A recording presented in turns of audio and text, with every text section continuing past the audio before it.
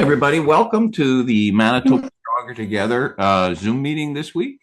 We've got a lot of stuff to do. We've got a great guest speaker again this week with Dr. Nicholas Nelson. And that ties right in with Deb's, her healthful hints. And I know Deb is really excited about that. She's going to have like 100 questions when we get to that. And our guest is in the house right now. So we'll just get right down to the introduction and whatnot. You'll notice that I left this video, this little inspirational video up. It's in the blog post. So again, you can go to it, you can download it, you can copy it, you can share it on your social media. So welcome to everybody this week's Manitoba Together, Stronger Together Zoom meeting. Thank you for taking the time to join us. These gatherings are about more than sharing information. They're about fostering connection, courage, and creating a strong, informed community rooted in truth and dialogue. Just a note on the meeting format. You guys will know that I am recording right now, but when we put out the official video, I will not show any group pictures, just the presenters. I just made that a little bit bigger because I figured Vicky would yell at me at any moment.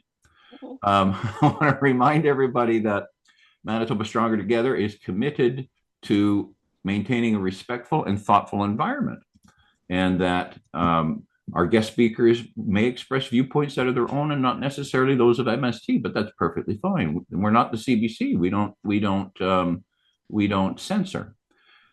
We value a diversity of perspectives. That's the only diversity that matters, isn't it? It gets pretty boring when the only diversity that people want to talk about is whether you're tall or short or green or purple, as opposed to diversity of thought. I've also got our social media links on here, and we'll get right into the WMR updates. How are we doing with WMR, Anthony? Actually, pretty good. Last week we lost, well, she's still there, but she resigned, Jennifer Freeman, Yep. the executive director. Well, Micah Moore's provincial appointment comes to an end next month, so he's finished. So they're probably going to put a new face in there. We'll see what happens. Mm-hmm. And So far, no other municipalities have opted out, but I know there's a couple that are considering it. yeah. So we'll just have to give them some time and wait and see. There was a board meeting last week. Do you want to talk a little bit about what happened there? I put you on the spot, my friend. Sorry about that. Yeah. Oh, you're talking about the one where they were supposed to start at 10:30. Yeah.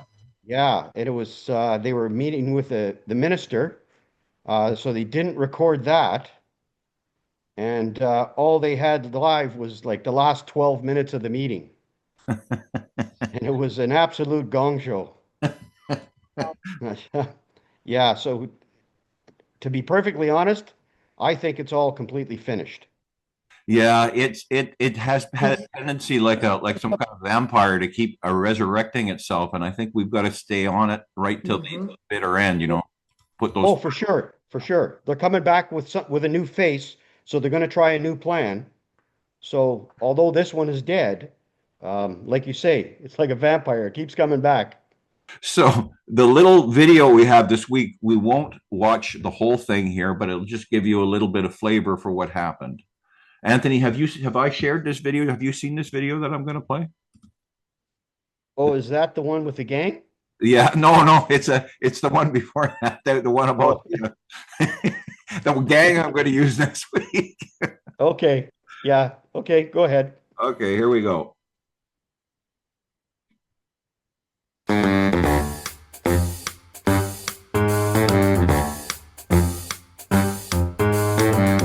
Hi, everyone. This is going to be a little bit of an unusual report that I don't normally do. Normally, I just provide copies of the Winnipeg Metropolitan Region board meetings, but I thought that this time round, I would actually show them to you and do some commentary at the same time, because most of these things that go on at the Winnipeg Metropolitan Region are really unbelievable unless you see them yourself. And so what we're talking about today actually is there was a Winnipeg Metropolitan Region board meeting on February 18th, 2026. Now, that meeting was supposed to go live at 10 o'clock in the morning, but it didn't. It was about an hour or a little more than an hour late. And then the board meeting that we were shown was only about 11 and a half minutes long. And so my first comment on that is we brought together all of these mayors from across the Winnipeg metropolitan region for a 12-minute meeting.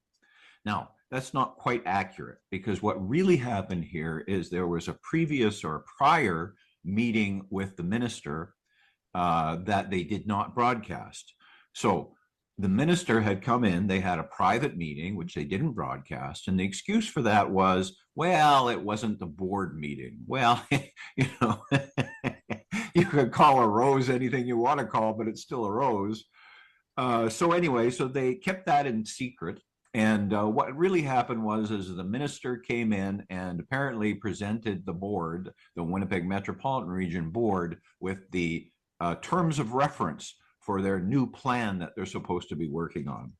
Now, I don't know about you guys, but Mr. Canoe, the Premier of Manitoba, brought in the Freedom Bill originally in October of 2024. And if you remember, the legislature shut down, the session was over, and then they reintroduced that bill in the spring of 2025. And the Freedom Bill was passed, went through third reading, and became law in Manitoba on, I believe it was June 3rd, 2025. Now, keep in mind that the Freedom Bill came out in 2024. It is now February of 2026. And the Winnipeg metropolitan region generally spends a budget of about $1 million a year. So if the Winnipeg metropolitan region never received terms of reference from the province of Manitoba until February 18th, 2026, what the heck were they doing since October of 2024? How did they spend the rest of their budget in 2024 from October on? How did they spend $1 million during 2025 when they didn't even have a terms of reference in order to create a new plan? I think that's a good question. I don't intend to play this whole thing, but there are a couple little pieces in it that I think are quite valuable to listen to here. I'm going to just fast forward it, and you see there's a discussion that's coming up where one of the mayors is asking that they actually play and record their meetings and leave them on YouTube. And according to the discussion, none of them seem to know that those videos were only played live and then disappeared after it. It's quite funny. And then a couple of the mayors start to say that we have been misrepresenting the board meetings and taking stuff out of context. And the same mayor, this is the fellow right here, he said, no, they weren't. He said it perfectly represents what we were talking about. So I wanted to show that a little bit. Accessible to all for transparency reasons. We've gotten enough trouble with transparency, I think, over the years. So, and I noticed that you had mentioned that it would be placed on this agenda. So yes, I'd like to have a discussion. Oh, excellent point. Go forward. Well, I think that. Now I'm just going to, so that you can understand a little bit better, that mayor, and I unfortunately am having a hard time identifying who he is. He says that for transparency reasons, he wants to make sure that the WMR board meetings are continued to be shown on YouTube. Now he goes on, and I'm going to show you that in context. He goes on to say that he had no idea that the Winnipeg Metropolitan Region board meetings were live streamed on YouTube, and then they just disappeared. In other words, they were not archived on YouTube, so people can go back later and watch them. So here, I'll get back to the mayor, and he can tell you in his own words. So that's what he's going to talk about next. If you want to avoid some of that, the cutting and pasting, I mean, I reviewed some of the information that wasn't online. From my recollection, there was points of it that were bang on, but yes, it gives them the opportunity to cut and paste it, so choose to pick with. So that where I just interrupted, that's actually on the video. So you can see that he said what we've posted is perfectly representative. And then I saw I actually showed you in here the entire 12-minute meeting. So if you watch this on our YouTube or on our Facebook, you can watch the whole thing. But there is one or two other things here that are worth listening to here. And I'm just going to come in. Sorry. Here we go. And so this is in that meeting just before I'm going to play this, the representative of the city of Winnipeg said that we had doctored things she said and took them out of context. And this is the thing. I'm going to play you the piece of tape that she says was taken out of context, and it was recorded from the January Winnipeg Metropolitan Region board meeting. The screen right now, and then you can judge for yourself. This Port Germain was a huge political fiasco, right? Brought on by really poor leadership. This is hugely political, and there's just no way around it. It's hugely political, and we'll all suffer because of it, because we won't have a regional plan. But I don't see this thing going forward till after an election, until we have leadership that really. Now, you may have not caught the first sentence she said, but she was talking about the Portage and Main fiasco. And of course, she's a councillor at the city of Winnipeg. And so she's criticizing the city of Winnipeg's leadership on this. So she kind of had to do some peddling. And then the last part I want to show you here is from the January WMR board meeting as well. And I'm just going to fast forward to that. But again, you guys can listen to the whole thing. And sending out are accurate. It was a number of other people. Just one on October 28th of 2026. Now get off your ass and start selling this project, because my $1,600 that I make before taxes each month doesn't cut the shit. You either own this and you say, look, we are supporting it. We are saying this plan is going forward with or without. So that was the mayor of Cartier, and that was from the Winnipeg Metropolitan Region meeting of January. So I just wanted to play those things. I wanted to also mention to you guys there was a little bit of a controversy on this this week. I had mislabeled what you're looking at on your screen right now. You'll see the label that says Voice of Krista Van Mitchell. And when I initially issued this video, I had mistakenly put the counselor from Taché on this. She got a hold of me. I posted a comment on it, and I took the video down and fixed it and put it back up again. So you should just be aware of that. Sometimes I do make mistakes, and I guess that's okay as long as you get to them and get them fixed. With that, we've got a lot of general updates this week. Again, I've left the March 5th Mateo Center event on there. We're postponing it. We're going to do it a little bit later. The learning portal, I haven't got any feedback yet, and I'm not getting a whole lot of people submitting those forms. The intent on the learning portal, by the way, is we had a whole bunch of discussions with folks. And what we've decided to do is we'll start the real-time live lessons on that next week. So the intent is that we'll do the Zoom call on Tuesday, and then we'll take a 10-minute break, and then we'll go an hour or 3/4 of an hour or something and actually go through the lesson. So anybody who wants to attend that, they want to know more about voting and candidacy and all that kind of stuff. The first thing that we are going to cover when we do that next week, and it's extremely important, is the government just released all the dates of when you can register by, what you can do and all that. So the very first lesson, we're going to take the time, we're going to go through that whole thing. Now, that just came out, and I've added it as an extra lesson on module 8. So you can go in it and review it ahead of time. It's like, I think it's item 6. It's the very last lesson on module 8 in the learning portal. And let's see what else we got here. So we've got the WMR clips and commentary. Those are always available on our YouTube channel and on our Facebook channel. And okay, so we mentioned already about the live training on March 3rd. And the municipal election, the official provincial guidelines have been released. And again, it's in section 8.5. Now, I also want to update you guys on a couple of little things. Chris Debeski, I didn't ask you ahead of time. Are you okay talking a little bit about the meeting that you had on Sunday with your group? Sure. And let us know when the next one's coming up and where? Okay, I'll start with the next one is March 22nd. That's a Sunday also, right? And it's at the same place, Mateo Center.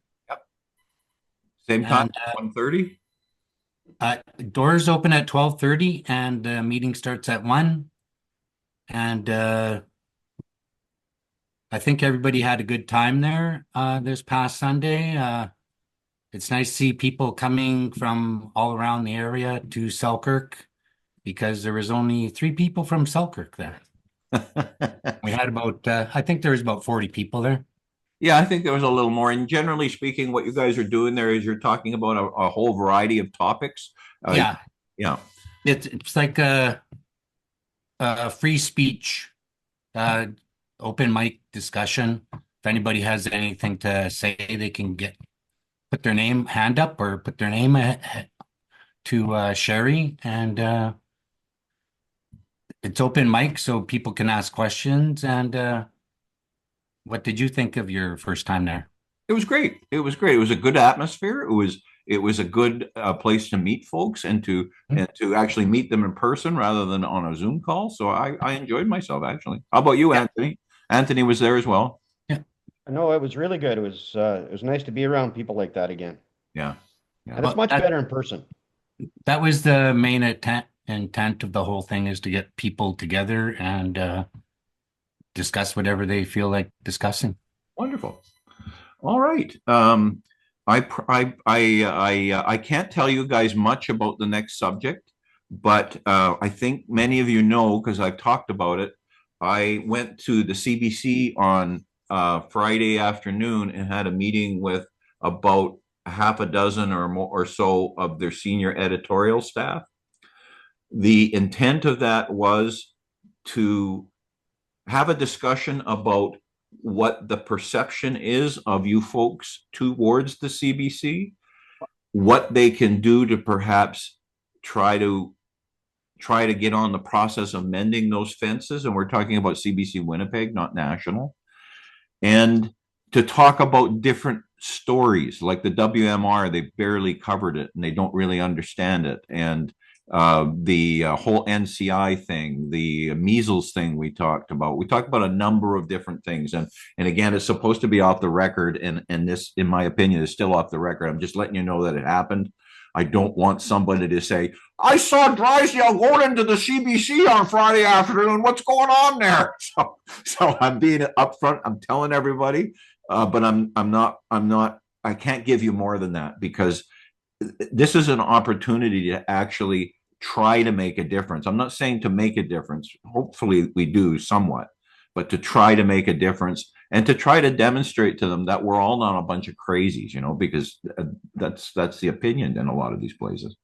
So with that, Deb, do you want to get right to your presentation? All right, so we have a bit of a list here. It was a busy week again last week, as per usual.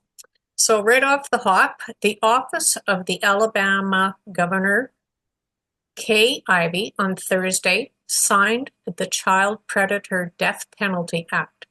The new law provides the strongest legal protection for Alabama's children from child predators. Winnipeg Sun, severe sentence for Winnipeg animal torture couple. Slay News exposes Canadian doctors call for newborn babies to be euthanized. Substack, Nicholas Hauser, Senator Rand Paul introduces federal bill to end vaccine makers' liability shield. Cheryl Atkinson, FDA requires flu shot makers to add febrile seizure warnings to their packaging. Manitoba Minute, Premier Rob Canoe thanked Ontario Premier Doug Ford for reaching a deal to keep Crown Royal whiskey on Ontario shelves, calling it a win for workers in Gimli and Canadian jobs more broadly. Winnipeg Sun, Selkirk to offer free transit for youth as service expands. World Council for Health exposes the WHO collaborating centers. New reports reveal institutional encroachment on an international scale. YouTube, the tide is turning. Constance Keeston's hilarious speech for world leaders at ARC 2025. I do recommend that you watch it. It was funny. Western Standard, Canadian Border Services seizes 266 kgs of meth at Blue Water Bridge in Ontario. And last but not least, Substack, Peter Halligan, via second smartest guy in the world. The Surgeon General of Florida just announced all vaccine mandates in Florida will be ended. And I have posted in the chat a documentary by Jason Christoff, Planet Mind Control. Highly recommend you watch it. Okay, so our wins of the week. Number 1 was Alabama Governor Kay Ivey signed the Child Predator Death Penalty Act. Our number 2 win of the week was Canadian Border Services seizes 266 kgs of meth at Blue Water Bridge. And our number 3 win of the week was Florida's Surgeon General, Dr. Joseph Ladapo, announces all vaccine mandates in Florida will be ended. An honorable mention was the severe sentence for Winnipeg couple torturing animals, and they've been sentenced to 12 years in prison. So then, for our helpful health hints, we continue on with the alcohol consumption topic. And in this round, we talk about faster alcohol absorption due to the carbonation of Pepsi in this case, but it would apply to all colas. Blood sugar fluctuations, again, from any type of cola put in with your alcohol. Obesity and weight gain, again, that is a very serious thing. It also has the soda drinks also have a very high impact on type 2 diabetes and metabolic issues. Heart disease and hypertension, sugary drinks are part of the culprit. And dental erosion and decay, part of the culprit. That those colas just aren't the thing to have in your drinks. And bone health and kidney problems. And last but not least, of course, is caffeine addiction and neurological effects. And so at this point, I'm just wondering if Devon has anything he would like to tell us tonight. No, let's get to Dr. Nelson. If I can add some stuff to what you've got there for nutrition, but nothing to add at the moment. Okay. Maybe what we might want to do with that is have you guys go have Devon go on the helpful hints 1 week and then Deb do the next week, but we'll talk about that offline and we'll figure it out because I think you guys both have a lot to say on this subject. Yeah. All right. So we'll get to, let's see. One thing that we didn't go through, I kind of skimmed over, was the upcoming Zoom calls. So next week is going to be really interesting. We've got Elmer Penner on and Scott Huckabee. They were both in Ottawa with the truckers. And so Elmer's going to tell you some really interesting stories and along with Scott. But what made me ask them to come on was that Elmer actually published pictures where he's sitting there in his truck minding his own business and the police came up and drew their guns on him. So anyway, perhaps this is a reminder of exactly what happened there. The week after that, we're going to have a presentation from the folks at Silicon. And so they're going to talk to you about that very controversial project that they're talking about in just a little bit east of Winnipeg. And then the following week, I'm doing my best to get a hold of, there's a local residents group who are in opposition to the Siosilica. So the following week, I'm trying to get those folks on to do a presentation. I've seen their presentation. I'm having some difficulty communicating with them. So I'm going to do my best to show you guys both sides of that issue. So we'll have Siosilica on Tuesday, March 10th. And then hopefully March 17th, we'll have the folks who have concerns about Siosilica on. So with that, let's get to our guest speaker tonight. So welcome, Mr. Dr. Nelson. Dr. Nelson is going to be talking to us about a whole bunch of different things with regard to alternative medicine. And why don't we just get into it? I'm not gonna make up some kind of a insane introduction when you know yourself. So I'm just going to ask you, before we get into the health philosophy, can you tell our members a little bit about yourself and your journey and what first drew you towards chiropractic and alternative health? Yeah, absolutely. First of all, thanks for having me. I appreciate the opportunity to be here, and I don't get to see anyone on here on the screen, but I get to see you and everyone else who's spoken. So my name is Dr. Nicholas Nelson. I am a chiropractor, best-selling author, and a speaker and educator in the alternative medicine realms. I own and operate Element Chiropractic in Edmonton, Alberta, as well as the Alternative Health Collective, which is a secondary group associated with it on our second floor.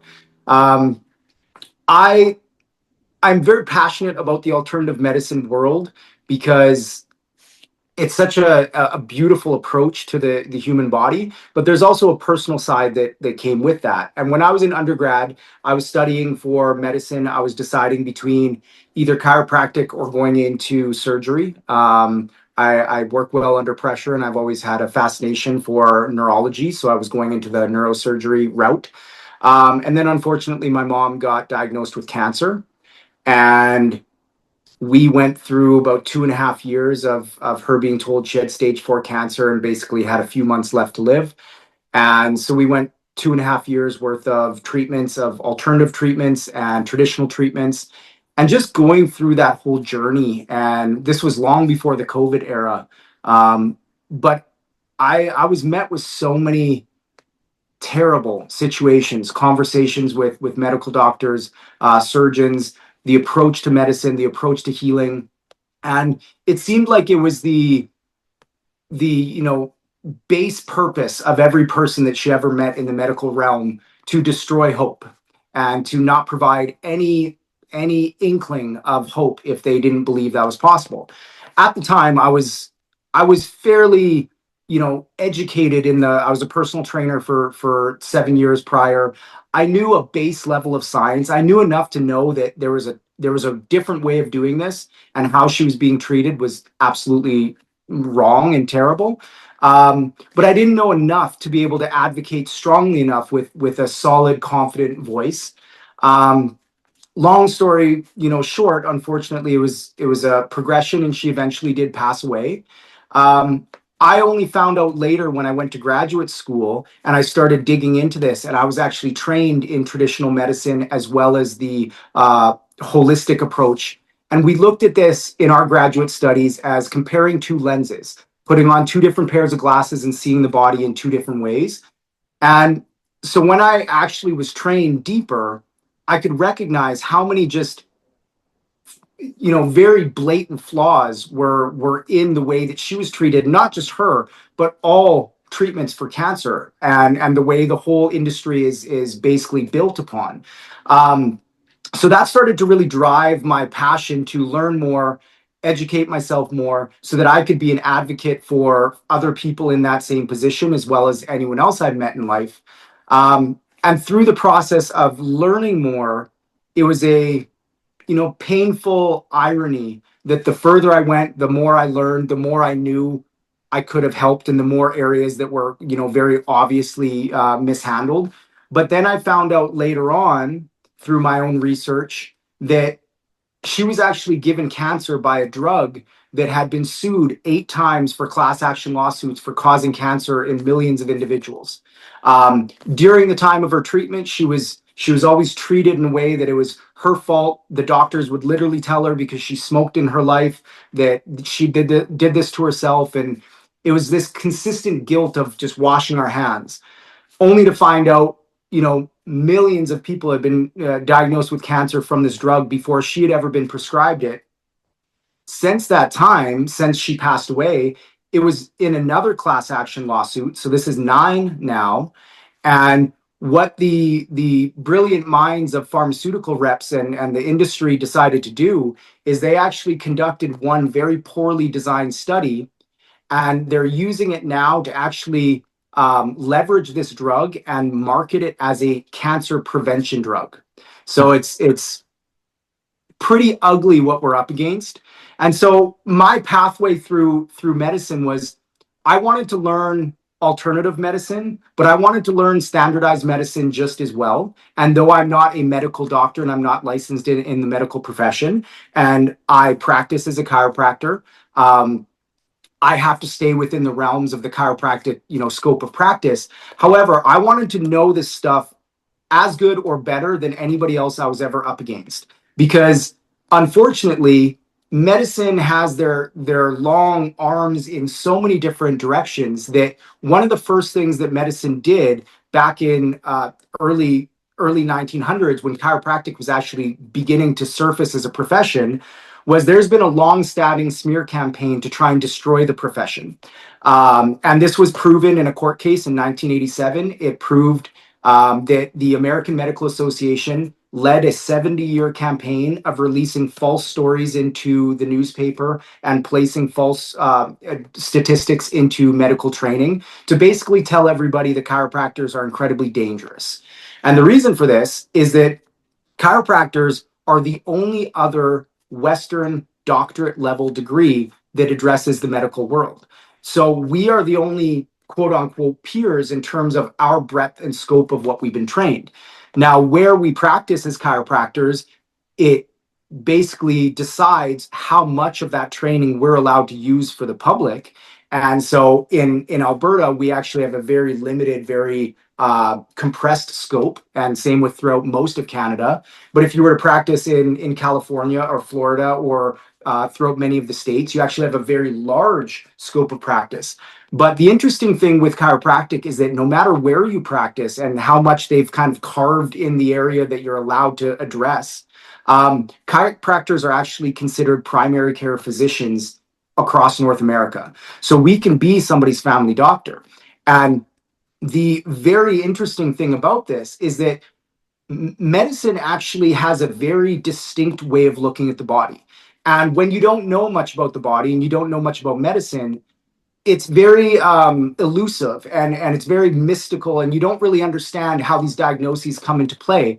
But as you go deeper into your training, it becomes actually quite clear that every diagnosis is just a Latin translation of a symptom, almost every single one. The only ones that typically break that mold are the ones that are named after the scientists that discovered them.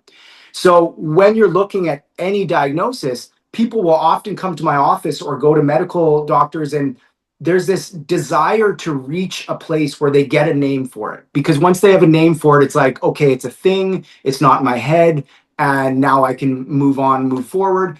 But often when they come in with this aha moment and they're like, okay, I finally was told what this means. I have diverticulitis.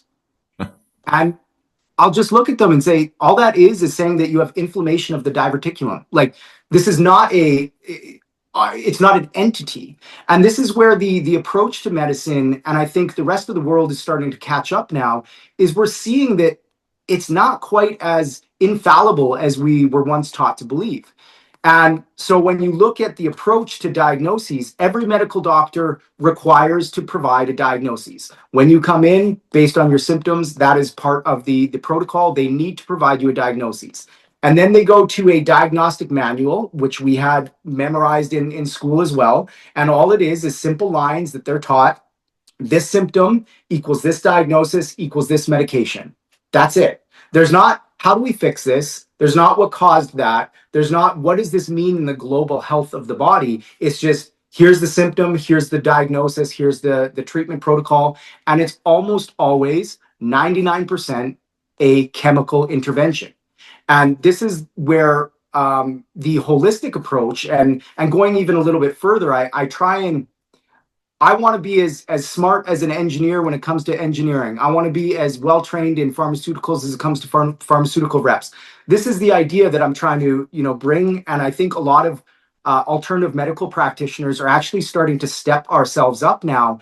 And we're realizing that if we're going to play in the same field, we need to know the same language. We need to be able to speak on the same terms. Talking to somebody about what we're doing, and if somebody is a very statistical minded individual or they have medical training, if we're trying to translate how the body works to them in a way that doesn't make any sense and we're not using technical terms, we're never going to get very far. So I think the kind of new wave of alternative medicine practitioners is a really interesting subset of individuals, because we're coming into this in the understanding that if we want to play in the big leagues, we have to play big league ball. We have to know exactly what we're talking about on every aspect of that. Now, when we start to translate this to other individuals, so if somebody's coming to me in my clinic, or if they're coming to an event that I'm speaking at, or reading a book, or just trying to bring their own awareness to a place that they can use information to arm themselves and start to advocate for themselves, the hard thing is that you have to put in the work. And that's, you guys look at everything you just did at the beginning of the meeting. The only way that you're able to stay informed and actually speak on these topics in a way that's valuable is because you follow them. You do the work and you look at them, who the names you're talking about, the incidences at question, and you have something much broader than what gets put through just, global news. And so when we're looking at alternative medicine, I think it's a very interesting field where the rest of the world is finally actually looking for a different way to look at the body, and they're not really sure where to go. And so you have endless sales of self-help books. You have endless people doing things, all the way up to the realm of things like tarot card readings and wearing gems and all of, and that's great for the people that are into those things. But the middle road that hasn't been taken is to actually just start understanding the way the body works, the feedback loops of the body, and how you can learn simple processes and use those to basically extrapolate for other processes. And I call this logic-based medicine. And this is something that I think really needs to come back into this world, is that we need to start, instead of relying on double, triple blind studies that are repeated over the course of 2 decades by people that are willing to pay for an investment that's going to come back because they patent a drug on it. We need to start looking at understanding that the body runs off of some basic rules. And if we know how those rules function, they actually function at every level of human anatomy and human physiology. And taking the time to learn even just one layer of those, we can start to extrapolate onto the other layers. And so, I mean, obviously, this was a very long answer to your question, but I think what brought me into the world of alternative medicine was what continued down the pathway of such a passionate advocate for it, because it opened up a world to me and a way of seeing the body that is so unbelievably eye-opening, reliable, and beautiful when you understand it, that as soon as you see it, you can't look back at the old way of seeing the body as a mechanistic machine that we can just treat symptom by symptom and cut out one organ and have it not affect another. And I think the more people start to go down this pathway, either by just doing the research themselves or visiting alternative practitioners or people in my particular role who are elevating ourselves to be able to speak in those big industries, I think it's a really interesting place that we're all at, where we're all looking for a new way to do things, and the old system is breaking down, and we know that. And so everyone's looking for what's going to fill that gap. And I think that this model and this way of viewing the body has to be the way that we move forward, because it's the only way that makes sense. Mm-hmm. Well, there's a couple of things that I kind of wanted to ask you about. And in my opinion, and what I've seen, I know a lot of folks in the medical profession, they are so specialized that they can't see the whole body, and they can't understand it as a system. And what I've noticed when I reviewed your bio is that you've got a lot of different studies that you've done, not even related to the medical area. You studied anthropology, philosophy. I understand you studied some physics. You're going to have to sit down with me and explain string theory to me. But I think that's extremely important, because if your specialty is this finger, maybe you don't know the damage was done by a hammer hitting it, because you don't know what the hell a hammer is. So can you talk a little bit about that, the propensity to specialize, so far down that they can't see the whole body as a whole? Yeah, absolutely. And there's kind of two reasons for it. One of them comes down my study of anthropology. One of the most fascinating branches of anthropology is linguistic anthropology. And this is the study of how our specific language actually dictates how we see the world.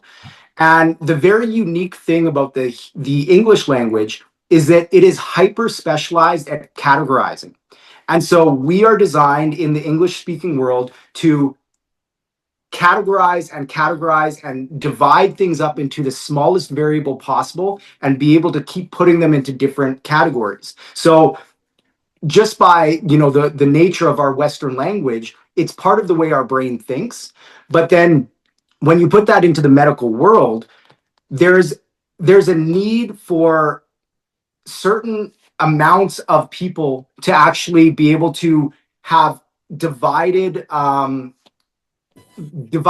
cat or what's the word for it, when you are left liable to something and it's you have a surgery and you botch the surgery, those people are liable for whatever they did. So when we're looking at medicine, there is such a large divide and slicing of those areas of liability that it's part of a safeguard of almost covering your ass, in that if you're only specially hyper focused in one particular area, then you only have to be liable for one particular thing that you do. And so the medical world has been specialized in a way of creating more jobs and creating more, hyper specialization into study. But in some ways it was done, I think, for the right reasons, where it's, you obviously you can't know as much about the kidneys if you spend only 1/10 of your time studying them. So if you're going to become a nephrologist, you're going to spend all of your time studying them. But as that happened, for the right reasons, there was a loss of the bigger picture, like you said. And there's never been somebody to be able to turn back around and bring that ship back into a more mainstream approach, because at that point, you'd have to dissolve the entire foundation of medical training. So it is something that I don't know if it was done on purpose for the liability reasons only, but I think that it's making a failure for all of our ability to actually be able to diagnose anything. And when you look at even just simply going into a mainstream or a medical doctor, a primary care physician at the moment, there are signs on every wall, probably in Winnipeg as they are in Alberta, but it is now saying on the treatment room, it says one symptom or one problem only. Yep. So we now have people, the primary care physicians were the generalists. Those were the last remaining generalists in the medical realm. So their job was to know the breadth of everything and then properly send you to the hyper specialized person, and then be the communication in between all of the specialists to kind of build a synthesis and a cohesive story. Only that background thing of building the synthesis, they stopped doing that a long time ago. And now they're actually starting to pull back from their ability to even be the generalists anymore. Yeah. So I think this is another very big thing that needs to change in medicine, where you can't see a whole puzzle by looking at one puzzle piece at a time. And I know for certain that when somebody comes into my clinic, the most important thing is that first assessment, where we go to a painstaking extent going through somebody's history. Because it's never the first thing somebody thinks. It's never the second thing somebody thinks. It's down the road, down the chain, that the old saying, the devil's in the details, is absolutely correct. If we're looking at why somebody is ill or sick or has a symptom, it's not going down to Occam's razor like medicine wants to believe. It's not the simplest explanation and the one that comes to mind first. It's often one that we're not even expecting, because we don't have the lens to put on to realize that it's connected. Yeah. So I think a great example of the difference between the hyper specialization versus the uber generalist was going back to the philosophers of ancient Greece. You look at Plato, you look at Socrates, you look at Hippocrates. These people were not well respected and sought after because they knew one topic very well. It's because they knew so many topics very well, that anybody could come to them with whatever it was they were thinking about, whatever topic they wanted to pose. They had a better understanding of it than the person bringing it to them because they knew so much about so many things. No. And so something I talk about often is be good at a few amount of things, and then be okay at a large amount of things, and then be good at a large amount of things. It's a process that takes time, and it's just like going through our elementary school and junior high. We had to go through all of those different topics, and we weren't immediately good at any of them, but over time you build up, whether it's a true story or we were lied to. We can get into that debate, but you build up your own breadth of knowledge. And I think that's where logic-based medicine, like I was referring to before, you actually can't implement that until you have a strong enough base in a diverse enough amount of topics. Mm-hmm. Well, and I want to ask you about a particular thing. And if you think this is too controversial, you just say so, and we won't hold it against you. I think a lot of the problems, and I agree with you 100%, if there's any value to me agreeing with you, but one of the other huge issues I think in the traditional, or whatever you call it, standardized medical profession, is the socialism. And I'll give you an example of what I mean by that. When I go to my dentist, I pay for my dentist. The office is clean. They know my name. I walk in there and there's magazines on the table. They're all brand new. The true story. I went to my dentist one time. My wife was at the doctor's office at the same time across town. She phoned me. I'm reading a brand new, whatever the magazine was. And there's 10 others there, and the place is clean. And I talked to her. There was one magazine in that place. And it was over 10 years old. The floor was dirty. The furniture was torn. It looked like crap. And so, how much of this miracle socialized medicine has done that? You come in, you get $1.50 or whatever it is from the government, you get the next one, you get another $1.50, and there doesn't seem to be, socialism always misses human nature. And so our medical system has now been has been socialized now for 50 years. And are some of the troubles that we're seeing there because of that socialism, or am I just... No, I think you're absolutely right. And you can call it socialism. You can call it, whatever word fits that scope. But if you knew that you could do a shitty job every single day, and not only would you still have a job, you'd still be highly paid, and you'd have people lined up out your door to come in because you're in high demand, that's where quality starts dropping. And this is where the medical world, it's one of the only positions that you can get, that once you get that degree and once you put up your sign on the door, it does not matter how bad you are. When we have such a lacking of primary care physicians and specialists all over North America, you can be the worst doctor in the world, and there's going to be thousands of people in your city that are forced to come to you because you're the only person that's taking new patients. And so when it comes to quality control, there's no quality control. And when it comes to, positive outcomes, there's none of these medical places. If you had to judge an industry by its ability to actually create a positive outcome, look at the cancer industry. Oh, yeah. They have not cured one cancer. They have not in any way hinted that they can cure a cancer. So hundreds of $billions a year are siphoned to a particular industry, and their success rate is 0%. And so when we're looking at the whole, socialism or public funded or however we want to call it, the whole industry is designed to be able to fail and consistently fail and continue to get paid. Yeah. Whereas anyone private, you go to a chiropractor, alternative medicine, even, a lot of dental offices now, if somebody leaves a bad Google review or you don't have a good experience, they're not coming back. And that could be very detrimental to your business. And so when you look at places that do have forms of privatized healthcare, this is why you often see better results in those healthcare, because those people actually care about the outcomes. Yeah, you're absolutely right. Now, I have one last question, and then I want to give our members a few minutes to ask some questions. But if you could if you could tell our members one thing, one core message about reclaiming their health, something they practically can do on a day-to-day basis, what would that be? I would say start with wherever your level of interest is. There's hundreds of books on, self-help, whether you're looking at the energetic body, the physical body, studying physiology textbooks. Everything layers on each other. So I would say start with something that is close to your heart. So if you have a friend, family member that has a medical diagnosis, just go on the computer. And the great thing about the new AI and chat GPT and all those things, I do think it's going to take over the world. And I think it's probably terrible for all of us.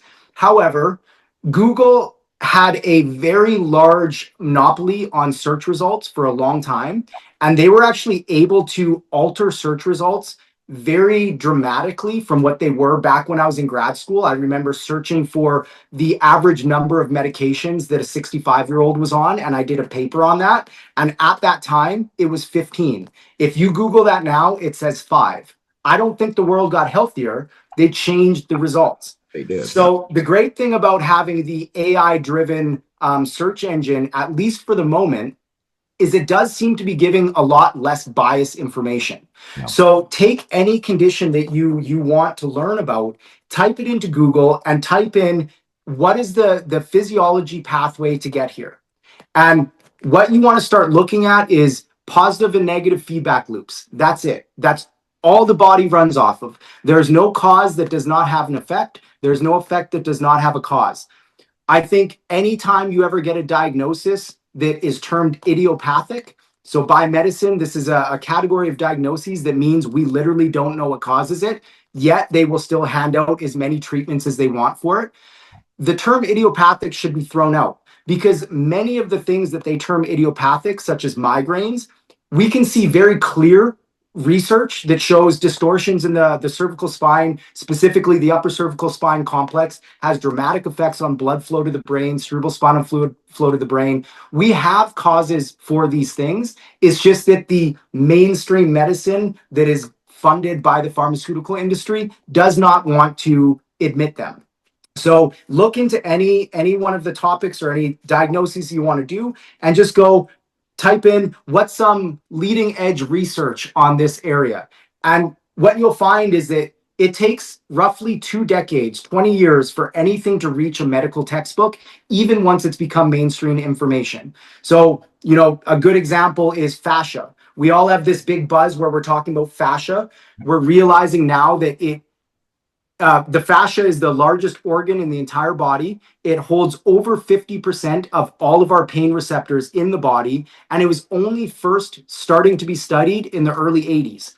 Because when Western medical individuals would do autopsies, what they would do is they would cut off the skin, throw it out. Then they would take this super fibrous stuff that's in the way, cut it all off, throw it out, and then begin the anatomy and physiology.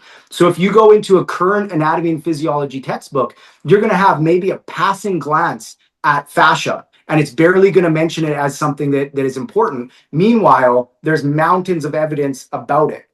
So don't rely, obviously everyone here doesn't rely on the mainstream, but do a little bit of work into each one of the topics that you're interested in. And it won't take long before you start to see patterns that become useful down the road, and just kind of keep following your interest and recognize that nothing in the body is a destination. It's a pathway. It's always moving down the pendulum one way or the other based on the positive or negative stress that you're providing it. No, that makes sense. You're essentially telling us, read the damn manual. There was a couple people put their hands up. They took their hands down. Dr. Kelly, did you want to ask a question? Kirsten? You're muted, Kirsten.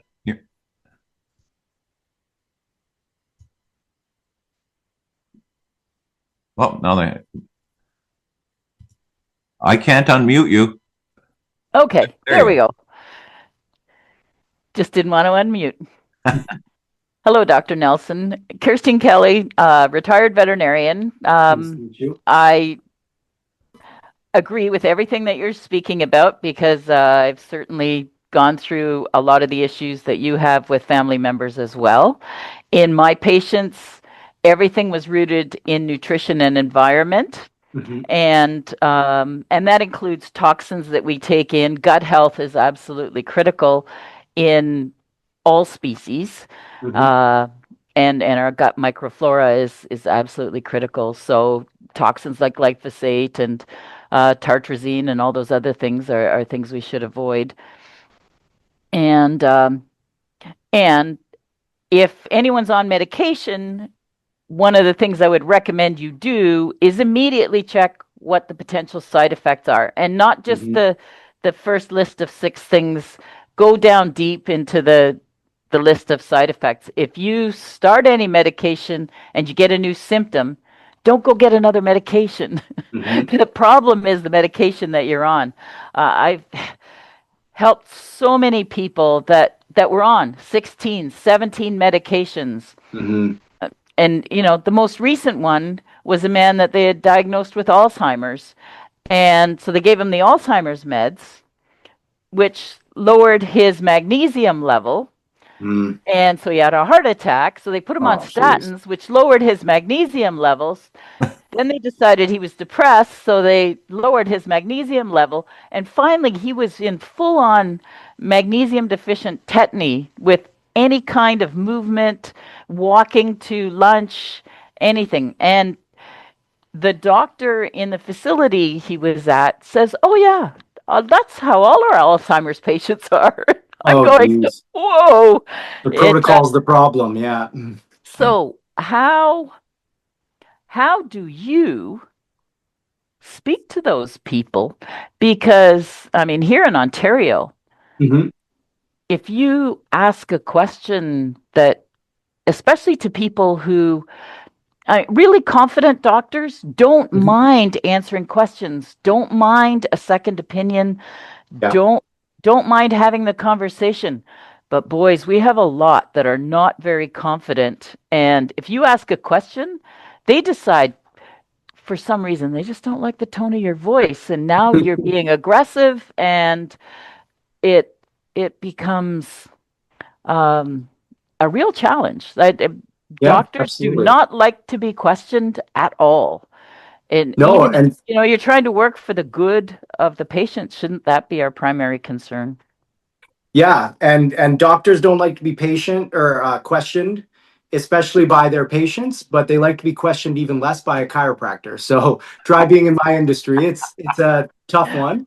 Well, just imagine that you're just an animal doctor. I mean, not that all the people who ran this damn COVID crisis and that produced all the mRNA and the head of Pfizer, they're all veterinarians, because, we tend to be generalists because we've had to be. We had to learn all the things, and then we can specialize for sure. Anyway.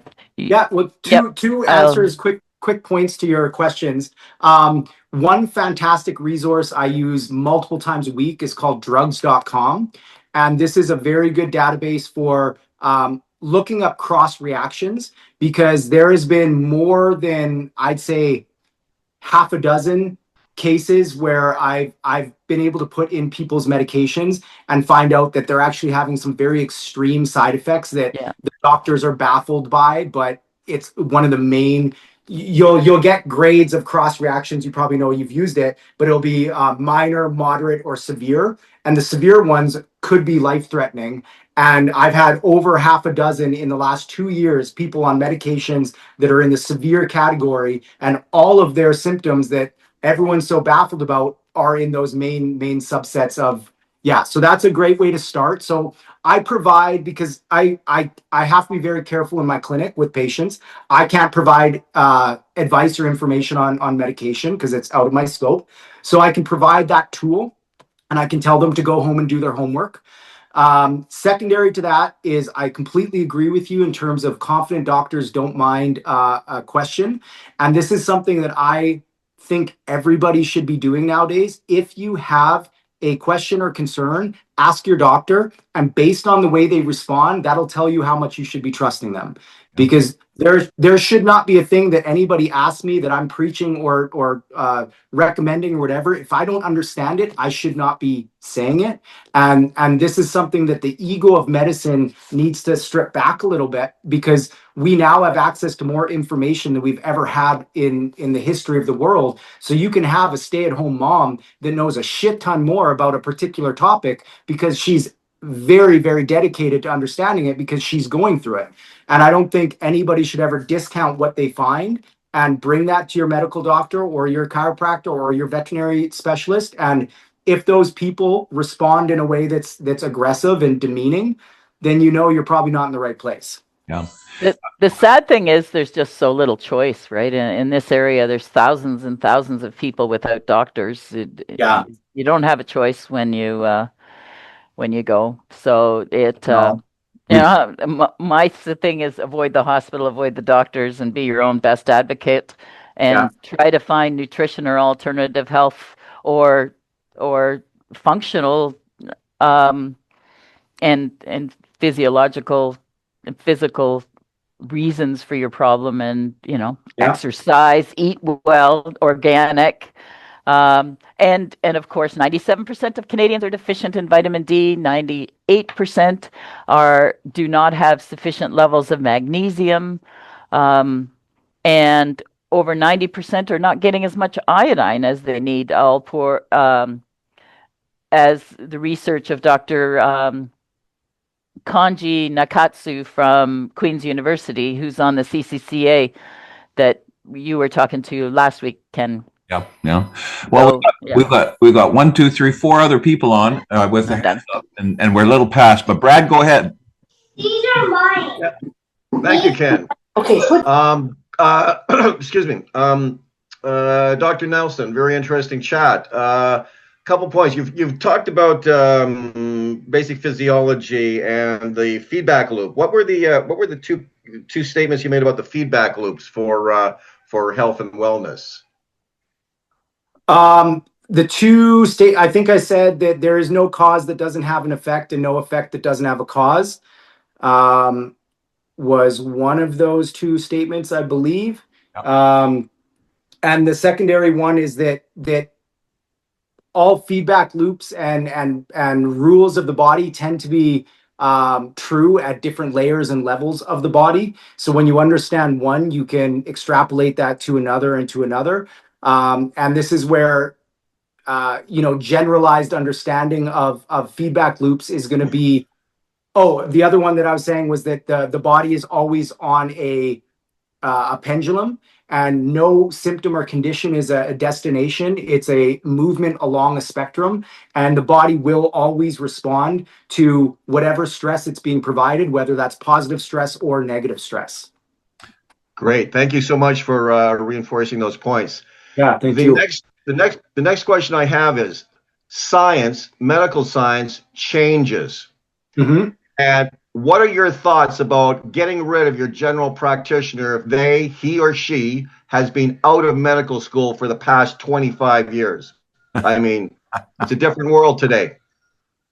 Yeah, absolutely. I can't speak to, getting rid of them versus not, in terms of the fact that everybody needs, it's always good to have somebody there. It's like having a plumber. You never want to use the plumber, but if you need a plumber, you want to know who you're going to call. So you always want to have somebody in that designated position and never leave yourself at a place where you are at the whim of just dialing down the phone book and hoping for the best. But medicine is absolutely changing. All things are changing, and dogma doesn't change. And that's the difference. And you can recognize that in certain people, whether they're evolving with it or not. For example, a great way to test that on somebody would be bringing up statins to your GP and telling them that, well, there's high evidence now that these are actually one of the causes of Alzheimer's, and it's depleting all of the cholesterol within the brain. What are your thoughts on that? And if they don't have at least a balanced perspective, then they haven't looked at anything new. So I think the more the more you're able to challenge those people, but also, don't throw something out that you might need down the road, but be very aware as to where their biases are when you take their information. All right, thank you. Yeah, I agree. Connie, you want to go ahead? We're overtime. Okay. I've got two other people I want to get to, but so Connie, can you go ahead and make it quick? It will be quick. Just one question. Do you know Dr. William Mackus from Edmonton? I do know of him. I don't know him personally. Okay, thank you. Yeah. Mary, go ahead. Hi. It's a really fast question. I have a girlfriend who's been in a car accident. She's got pain and she takes a plethora of pills for her pain and headaches and whatever. How do I convince her, which I've tried on many occasions, to go to a chiropractor? To my chiropractor. Yeah, it is tricky because there's such a built-in bias and it's years and years on end, and it's in all of our media, it's in our movies. So people have a bias that they're worried about it. I would say first, talk to your chiropractor and see if he would be open to have a no pressure phone call consultation. This is somewhere that I've brought a lot of people into the practice who are quite nervous or skeptical or whatever, and you don't want to have to make them pay for an initial visit and go through all of that. If somebody wants to call me, they can call me and we'll chat. And usually that's one of those things that if they can feel the rapport and feel that the person that they're talking to knows what they're talking about, that's a really good start at kind of breaking the ice. Secondary to that, based on whatever their biases are, whether it's, they've heard a horror story, or they think that we're dangerous, or they think that we're quacks, have them look up the Wilkes trial in 1987. It was Wilkes versus the American Medical Association.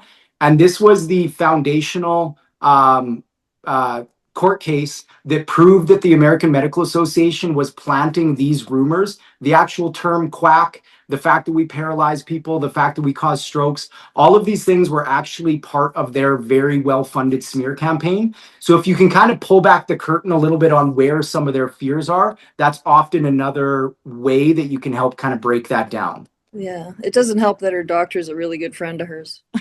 Yeah, that won't help because that, even new medical doctors, they may not be. He's old. He's old? Okay, so he would have come through the era where it was actually part of the medical curriculum to train that chiropractors were incredibly dangerous. Yes, absolutely. And even one of my patients about a year ago, he's on the board of admittance for new doctors in medicine here. And he told me that every single board exam that comes through, one of the situations is a mock stroke where somebody comes out of a chiropractor. So they're still consistently cementing that belief, even though a court case has proved that they've made it up and they're not legally allowed to do that.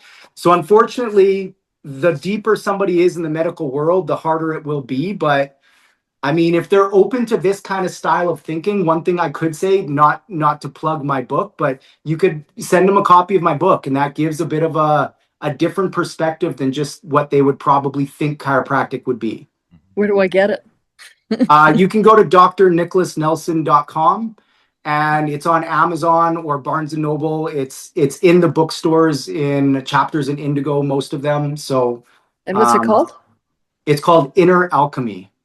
There's a listing for it in our blog post, Mary, and okay, awesome. There's a link there as well. If you can't find it, send me an email and I'll send you a link. Perfect. Thank you very much. All right. Dr. Nelson. Maybe you should just talk to her. Yeah, I wouldn't mind. She could call me. I genuinely, I don't mind having a conversation. All right. Well, thank you, Dr. Nelson. I really appreciate it. But the fact that people allowed this to go 10 minutes over without throwing tomatoes at the screen, I think that's a fantastic testimony. So thank you very much for coming out. Thanks for having me, everybody, and nice to meet you all. Thank you so much. Thank you, everybody. That's a wrap for this week. Remember, next week we've got Elmer Penner and all on, and they're going to talk to you about what in the heck really happened in Ottawa. I don't know if he's going to show you pictures, but he's got pictures. After that, the following week after that, we're going to have a presentation from Silica. Hopefully after that, we'll have a presentation from the resident group who are opposing that, to give both sides of the equation. And remember, next week, we're going to do the normal Zoom call, and then we're going to have a little 10-minute break, and then we're going to start the training for candidates. Even if you're not sure you don't want to be a candidate, hang out with us that night. The very first lesson is going to be about what all the deadlines are and how do you get registered and all that kind of stuff. And then we'll see how long that takes. I don't anticipate that's going to be a whole hour, and I don't want to give too much at once. But we'll go through the system and we'll talk about that because that's really important right now. So with that, everybody have a great week. We'll see you next Tuesday.